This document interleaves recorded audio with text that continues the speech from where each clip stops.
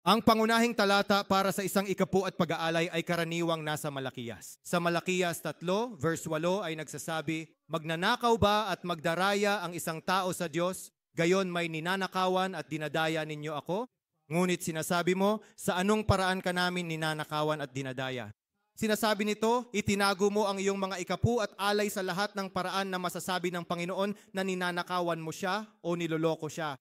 Binanggit niya ang mga ikapu at mga handog. At saka sa susunod na verse, laktawan natin ang verse siyam, verse 10 tayo. Sinasabi ng versikulo 10, dalhin ang lahat ng ikapu. Sabihin ng lahat. Lahat. Ano ba, Pastor Riz? Ang buong ikasampu ng iyong kita. It's an amplified classic na version. Kaya ito ang ikasampu sa kamalig na maaring may pagkain sa aking bahay. At subukin mo ako ngayon sa pamamagitan nito, sabi ng Panginoon ng mga hukbo. Sabi ng ilang talata, subukin mo ako ngayon. At nagbibigay siya ng pangako. Sabi niya, kung hindi ko bubuksan ang mga bintana ng langit para sa iyo, bakit niya binubuksan ang mga bintana ng langit para sa iyo? Upang ibuhos sa iyo ang isang pagpapala? Sabihin ang pagpapala, blessing, so much blessing, there's not enough room to receive. And not only that, if you go to the next verse, verse 11, next verse, it says, "And I will discord the devourers for you, and he shall not destroy the fruits of your ground." Everyone say protection. So in these two verses, God promises, if you bring back the tithe and give an offering as lead by the Holy Spirit, He promises at protection. Ngayon, may tanong ako sa iyo, simbahan. Sa ganong pangako mula sa ating Ama, bakit napakaraming mananampalataya ang hindi nagbibigay ng ikapu at hindi sila nagbibigay ng alay?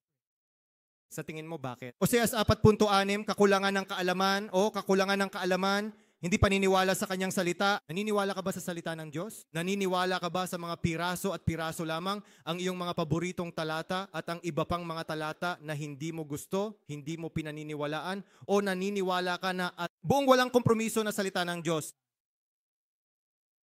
Oo. Ang ilang mga tao ay hindi naniniwala sa bahaging ito. O nag-aalala sila, mayroon silang pagkabalisa, mayroon silang takot na maubusan ng pera, na hindi magkaroon ng sapat. Ang espiritu ng takot, baka kulang sa pananampalataya. Pag-uusapan natin ngayon ang tungkol sa pananampalataya. Ano ang pananampalataya?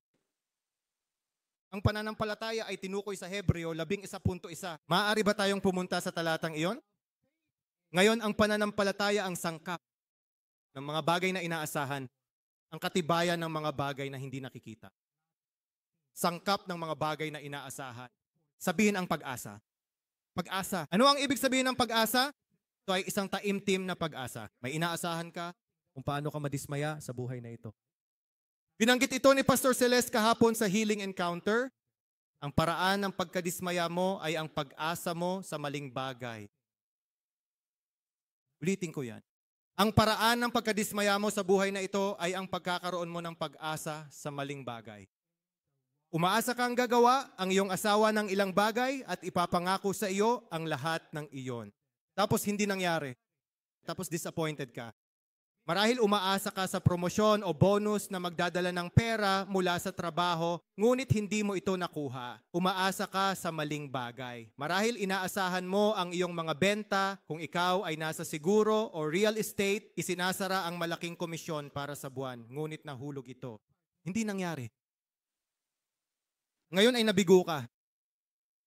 Ang iyong pag-asa ay nasa maling bagay. Lumingon sa iyong kapitbahay. Sabihin, huwag umasa sa maling bagay. Bakit mahina yan? Lumingon sa iyong kapwa at sabihin, huwag umasa sa maling bagay.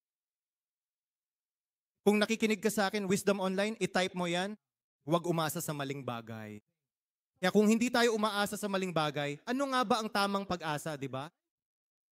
Tama? Wala? Okay, laktawan ng bahaging yon. Ngayon, ano ang tamang pag-asa? Susunod na taludtod. Ngunit ang mga umaasa sa Panginoon, sabi ng Panginoon, ay magbabago ng kanilang lakas. Nangangako ito, napapailang lang sila sa mga pakpak na parang mga agila at tatakbo sila at hindi mapapagod. Lalakad sila at hindi hihimatayin. Maganda ba yon? Mabuti ba yon o mabuti? Kung ang iyong pag-asa ay nasa Diyos, hindi ang trabaho, hindi ang iyong asawa, hindi ang iyong mga anak, hindi ang iyong negosyo, hindi mahalaga kung ano ang nangyayari sa iyong pananalapi dahil ang Diyos ang bahala sa iyo. Amen?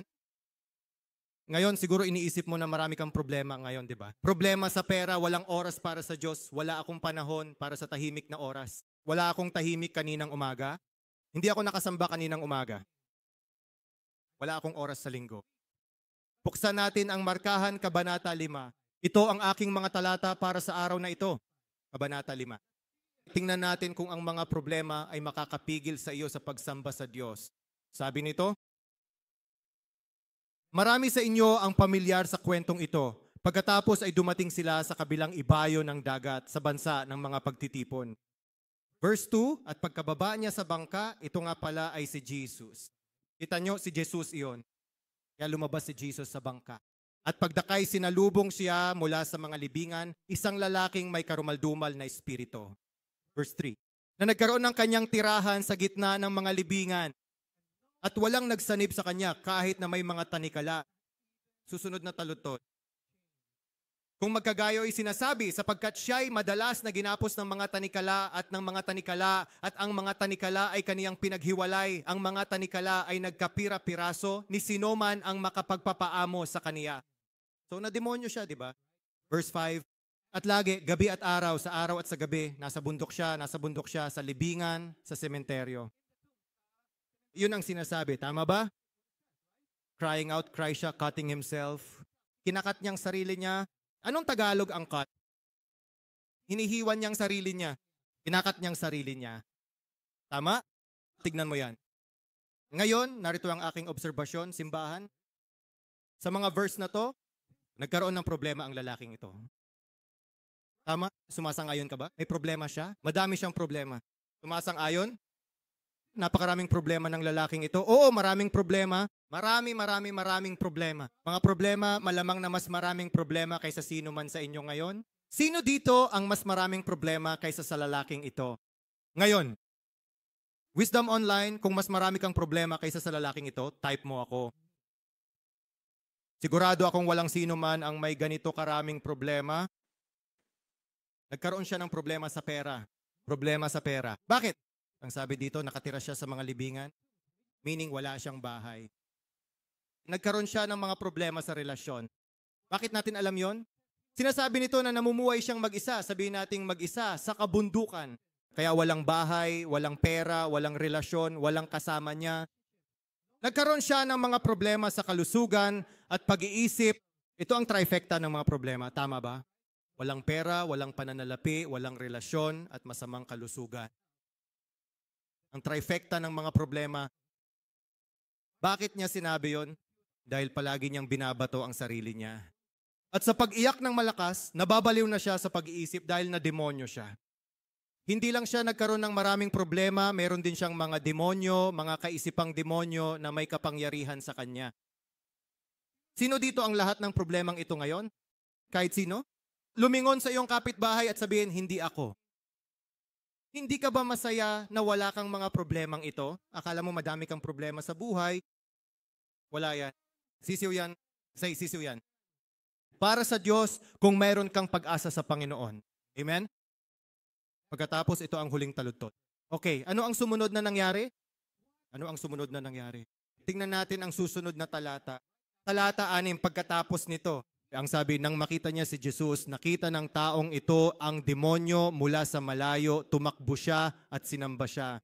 Sabihin ang pagsamba, tinatanggal nito ang teorya na ang lahat ng problemang dulot ng dyablo ay maaaring huminto sa iyo, maaari akong pigilan sa pagsamba sa Diyos. Ang lalaking ito, gaano man siya nakagapos, hindi pa rin siya naging hadlang sa pagsamba kay Jesus.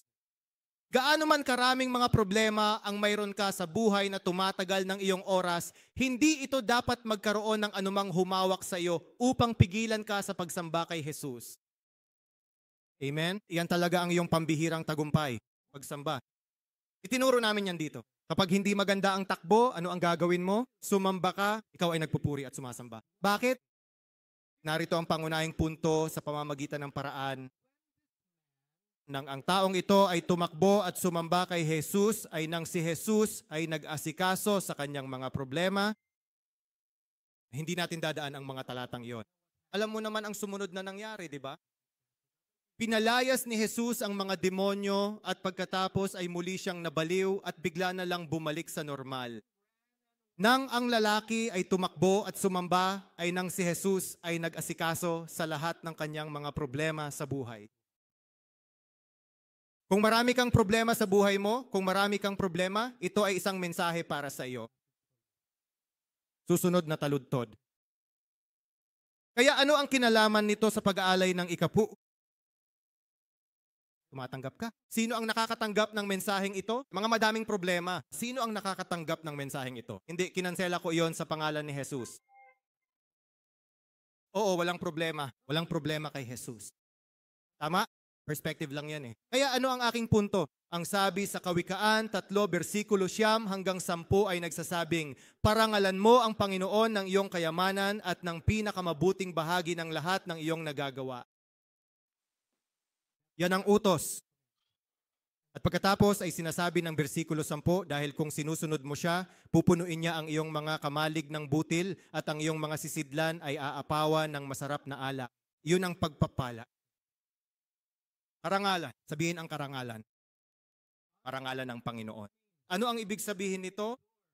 Ito ay nawang pagsamba, pagpupugay, pagpupuri, at pagsamba. Sabihin ang pagsamba. Kaya kapag pinararangalan mo ang Panginoon ng iyong kayamanan, sinasamba mo ang Panginoon gamit ang iyong kayamanan. At ang pinakamagandang bahagi ng lahat ng iyong ginagawa. Ito ang iyong kita, ang iyong ani. Ito ay kapag sinasamba natin ang Panginoon sa ating kayamanan, sa ating pera, sa ating pananalapi, sa ating kinikita, ay siya na ang bahala sa iyong mga problema sa pera. Alam mo yung kanta na kinanta natin kanina, House of Miracles? Sabi, isinulat ko kasi nagsalita, sabi, dinadala natin lahat sa paanan ni Jesus. Lahat sa pangalan ni Jesus, ito ay isang bahay ng mga himala. Tanong, dinadala mo ba ang lahat sa paanan ni Jesus? May katuturan ba ito, simbahan? Kung natatanggap mo ito, sabihin mong amen. Kaya kung babalikan mo ang Malakias 3, versikulo 10 hanggang 11, ito ang pinaikling bersyon. Ang sabi ganito natin, parangalan ng Panginoon sa ating pananalapi.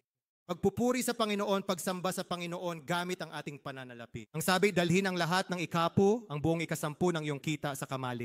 At pagkatapos ay sinasabi ng pangako, kung hindi ko bubuksan ang mga bintana ng langit para sa inyo at ibubuhos ko sa inyo ang isang pagpapala, magsabi ng pagpapala na walang sapat na silid upang matanggap ito. At aking sasawayin ng mananakmal, ito ay proteksyon. Ang kaaway na sumusubok na nakawin ang iyong pananalapi, sirain ang iyong mga relasyon, sirain ang iyong kalusugan. Aking sasawayin ang mananakmal dahil sa inyo at hindi niya sisirain ang mga bunga ng inyong lupa. Meaning to say, right before you're about to receive that commission, that big bonus, right? Doon ninanakaw ng kalaban. Hindi raw niya sisirain ang mga prutas na yon. Yan ang pangako niya. Kapag sinasamba mo ang Panginoon kasama ang iyong mga ikapu at handog, ibubuhos niya sa iyo ang isang pagpapala at sasawayin ang lumalamon. Siya na ang bahala sa lahat ng problema mo sa pera. Siya na ang bahala sa pamilya mo. Alam mo namang may mabuting ama kami. Sino ang mga ama dito? Huwag maglagay ng labis na presyon sa iyong mga balikat. Minsan masyado mong pinapalo ang sarili mo. Umasa sa Diyos, ating Ama. Ihagis mo sa Kanya ang iyong mga alalahanin. Aalagaan ka niya. Sa palagay mo ba ay mas mahal mo ang iyong mga anak kaysa sa ating Ama? Iyon ang aking napagtanto. Mas mahal ng aking Ama ang aking pamilya kaysa sa akin. Kung gayon, ito ay pangako ng Diyos sa atin na pangangalagaan niya tayong mabuti. Kung naniniwala ka dito, nakakarinig ba ako ng malakas na amen? Natanggap mo ba ang mensaheng ito, simbahan?